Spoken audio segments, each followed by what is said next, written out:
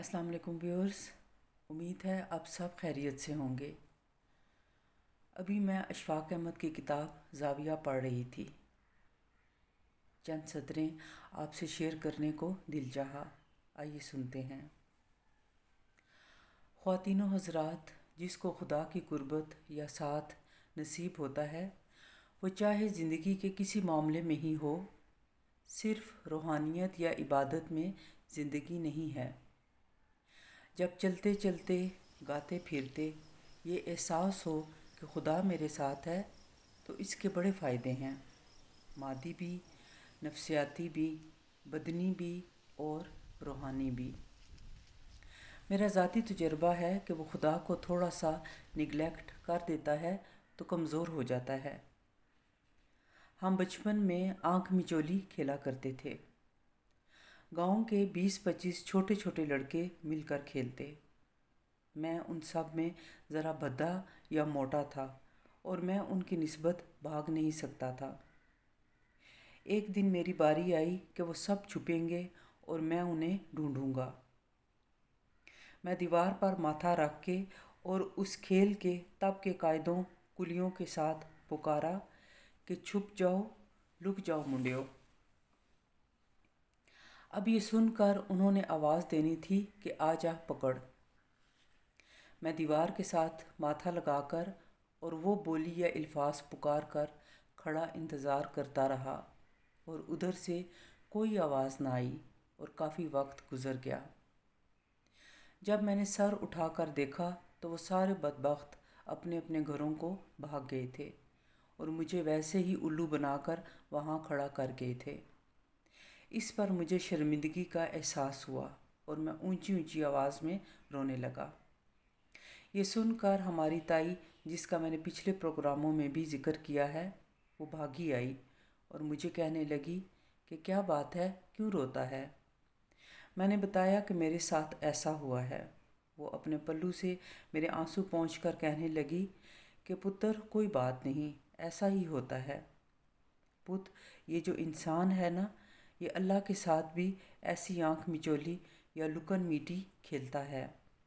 वो कहने लगी कि इंसान ऐसी लुकन मीटी आम तौर पर खेलता रहता है और अल्लाह मियाँ को बारी पे खड़ा करके खुद भाग जाता है और फिर लौट कर नहीं आता है। लेकिन खुदा के दिल में अपनी मखलूक के लिए इतनी वुसअत है कि वो इंतज़ार करता रहता है, वो कभी तो लौटेगा। इंसान के दिल में खुदा की मेहरबानी से एक ऐसा तार ज़रूर मौजूद है कि वो लौटकर खुदा की तरफ ज़रूर आता है, चाहे वो किसी भी रूप में आए। व्यूअर्स, इंसान के दिल में एक ऐसा तार मौजूद होता है जो हमेशा उसे अपने खालिक की तरफ खींचता है।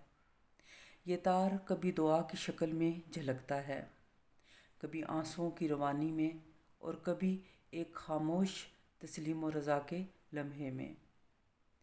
ये खुदा की मेहरबानी है कि वो अपनी मखलूक को कभी तन्हा नहीं छोड़ता, चाहे इंसान कितनी ही गुमराही में क्यों ना जा चुका हो।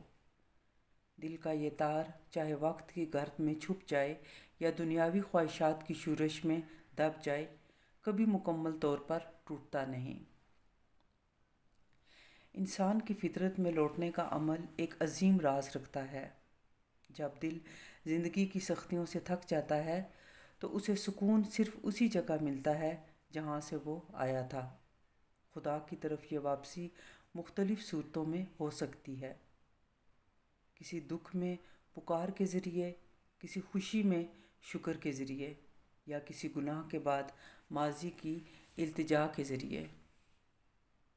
खुदा का दर हमेशा खुला रहता है और इसकी रहमत उसके गज़ब पर हावी है। एक शुक्रगुजार दिल खुदा की सबसे खूबसूरत नेमतों में से एक है। ये दिल न सिर्फ़ अपनी मौजूदा हालत में मुतमईन रहता है, बल्कि माजी की तलखियों और मुश्किलात को भी खुदा की तरफ से दिए गए सबक की तरह समझ कर कबूल करता है। शुक्रगुजार दिल दुनियावी नेमतों की तारीफ़ करता है, लेकिन उन्हें अपने ईमान का मरकज़ नहीं बनाता।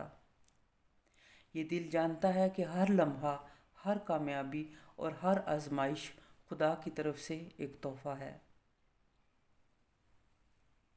زندگی ہمیں سکھاتی ہے کہ شکر گزاری ایک رویہ ہے، ایک عبادت ہے اور ایک جیتا جاگتا تعلق ہے۔ جب ہم خدا کے سامنے جھک کر شکر ادا کرتے ہیں تو ہمارے اندر کی تلخیاں، مایوسیاں اور خوف ختم ہونے لگتے ہیں۔ خدا کے ساتھ ایک شکر گزار تعلق ہمیں نہ صرف سکون بخشتا ہے بلکہ ہماری روح کو ایک نئی روشنی عطا کرتا ہے جو ہمیں دنیا کے ہر اندھیرے سے بچا سکتی ہے۔ ویورز، شکر گزار دل ایک درخت کی مانند ہے جو اپنی جڑوں سے ہمیشہ جڑا رہتا ہے۔ یہ دل خدا کی طرف لوٹنے کا وہ ذریعہ ہے جو انسان کو ہر آزمائش اور ہر کامیابی میں خدا کی موجودگی کا احساس دلاتا ہے۔ آئیے اپنے دلوں کو شکر گزاری کی روشنی سے منور کریں اور اپنے خالق سے اس تعلق کو مضبوط کریں جو ہمیشہ ہمیں اپنی طرف بلاتا ہے۔ شکر صرف ایک لفظ نہیں بلکہ ایک ایسی کیفیت ہے جو روح کی گہرائیوں سے جنم لیتی ہے۔ یہ کیفیت ہمارے رب کی طرف سے دی گئی نعمتوں کو پہچاننے اور ان کا اعتراف کرنے سے پیدا ہوتی ہے۔ اللہ کے شکر گزار بندے وہ ہیں جو ہر حال میں، چاہے خوشی ہو یا غم، نعمت ہو یا آزمائش، شکر ادا کرتے ہیں۔ نبی کریم صلی اللہ علیہ وآلہ وسلم کا ایک نام شکور یعنی شکر گزار ہے۔ آپ صلی اللہ علیہ وآلہ وسلم اپنی زندگی کے ہر لمحے میں شکر گزاری کی عملی تصویر تھے۔ غزوہ بدر کی فتح ہو یا طائف کے پتھر، آپ صلی اللہ علیہ وآلہ وسلم نے ہمیشہ اللہ کے فیصلوں پر شکر ادا کیا۔ نہج البلاغہ میں مولا علی علیہ السلام نے نعمتوں کے زوال کی اہم وجہ ناشکری بیان کی ہے۔ آپ فرماتے ہیں، جب تم پر نعمتوں کا آغاز ہو جائے تو ناشکری کر کے انتہائی اور آخری نعمتوں کو آنے سے نہ روکو۔ صوفیاء کرام نے ہمیشہ شکر کو روحانی ترقی کا ذریعہ قرار دیا ہے۔ حضرت علی حجویری المعروف داتا گنج بخش رحمۃ اللہ علیہ فرماتے ہیں، شکر کا مطلب ہے دل کا جھکنا اور رب کے کرم کو اپنی زندگی میں محسوس کرنا۔